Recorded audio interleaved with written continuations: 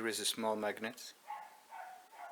These two flaps are welded to fit them on the right position. You might put an extra magnet in it so it sticks even harder.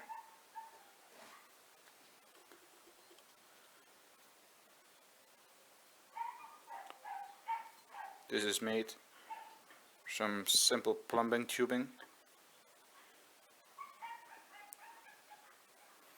So it is welded on both sides with just a very basic welder station. Same here. One little magnet inserted with Loctite.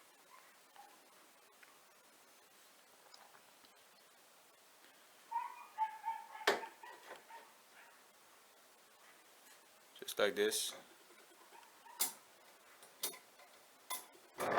And with the bench vise you can choose how far you want to press it. If you are able to weld, it is a very simple thing to make.